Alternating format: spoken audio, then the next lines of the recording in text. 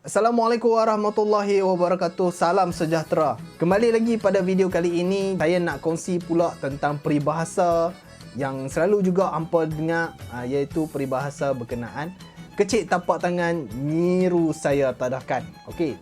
Peribahasa ni dah dibuat kajian oleh Profesor Dr. Nur Hashimah Jalaluddin, seorang profesor daripada Universiti Kebangsaan Malaysia. Saya percaya juga hampa mesti pernah dengar sebelum ni kan, ada orang guna kecil tapak tangan Stadium Bukit Jalil saya tadahkan, ataupun kecil tapak tangan Padang Bola Sepak saya tadahkan. Dia nak menunjukkan berbesar hatinya kita nak terima satu pemberian orang, ataupun kita nak terima sebanyak-banyaknya apa yang nak diberikan oleh orang tu. Jadi untuk memahami peribahasa, untuk memahami pantun, kita kena faham satu perkara.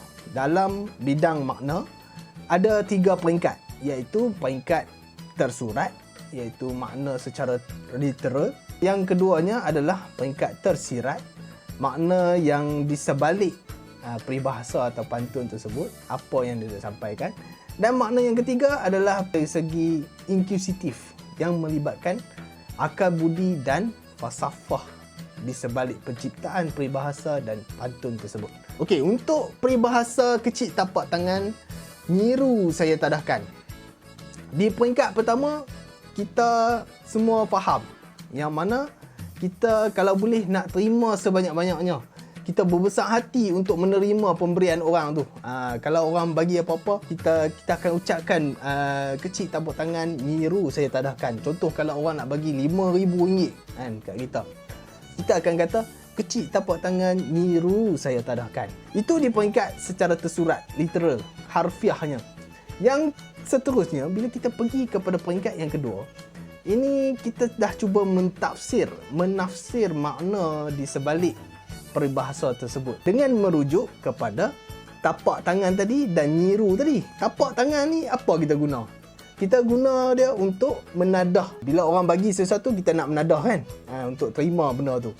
Dan nyiru ni juga adalah fungsi yang sama dan memiliki fungsi-fungsi yang lebih banyak. Nyiru ni kita boleh guna untuk tadah, kita boleh guna untuk menghidangkan makanan sebab bentuk dia macam dulang. Ataupun kita boleh menggunakan nyiru ni untuk menampi padi. Kalau orang dulu dia menampi padi. Jadi di sini wujud satu lagi makna di pemikiran kita, di minda kita, berkaitan dengan saiz. Yang mana tapak tangan kecil, nyiru ni lebih besar daripada tapak tangan. Di sini menunjukkan bahawa saiz yang besar tu lebih baik berbanding kecil tadi ni. Dia kurang baik sikit, dia kurang sikit lah. Jadi menunjukkan ada wujudnya apa-apa kita nak pun kita terimalah sebanyak-banyaknya, kita nak terima. Jadi besar tadi. Okey, itu di peringkat yang kedua. Bila kita pergi kepada peringkat yang ketiga, di sini kita dah cuba untuk mencungkil makna sebenar ataupun falsafah di sebalik penciptaan peribahasa ni. Pasal apa orang Melayu dulu dia guna nyiru. Dia tak guna Stadium Bukit Jalil macam saya kata tadi. Dia tak guna padang bola tadi walaupun besar kan. Pasal apa? Jadi di sini kita melihat kepada fungsi nyiru tadi. Apa orang guna untuk nyiru ni? Nyiru ni orang dulu bila dia tumbuk padi, dia nak asingkan antara berah dengan sekam ataupun kulit padi tadi ni. Jadi dia guna nyiru untuk tampi. Bila dia tampi tu, dia akan asingkanlah sekam yang memiliki unsur-unsur miang. Ciri-ciri dia lebih kerah, lebih liat, dan sekam ni tak boleh dimakan pun, sebab tu diasingkan daripada berah. Walaupun sekam ni tak boleh dimakan, dia masih ada guna lagi.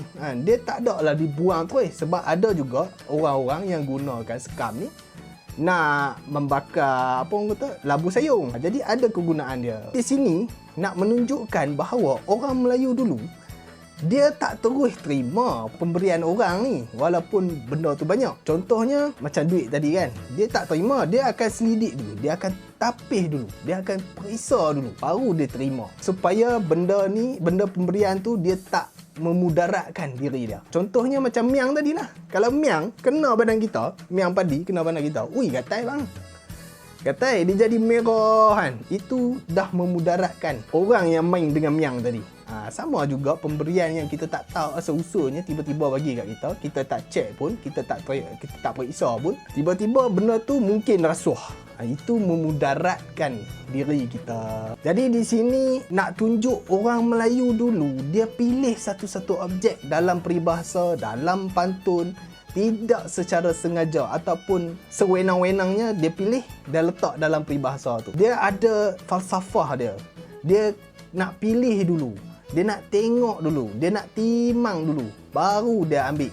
Baru dia terima. Peribahasa ni juga dia ada kaitan dengan satu lagi peribahasa, iaitu api dalam sekam. Sebab apa sekam tadi kan? Bila dah tapis tadi kan? Sekam ni, bila kita bakar, api dia terbakar di bawah secara terselindung. Kita nampak asap saja. Di atasnya elok. Walaupun di bawahnya dah dibakar. Jadi menunjukkan pemberian tadi, kalau kita tak periksa, takut ada makna terselindung atau makna di sebalik pemberian tadi ni. Jadi orang Melayu dulu, dia akan cek dulu, dia akan periksa dulu, baru dia terima benda yang diberikan. Dia tidaklah menerima terus secara bulat-bulat. Di sini kita dapat melihat kebijaksanaan orang Melayu dalam mencipta peribahasa, pantun ataupun kata-kata kiasan yang lain. Nantikan video-video yang akan datang. Jangan lupa subscribe, follow saya punya TikTok. Saya akan kongsi lagi video-video berkenaan bahasa-bahasa kiasan dalam bahasa Melayu. Terima kasih diucapkan. Bye-bye.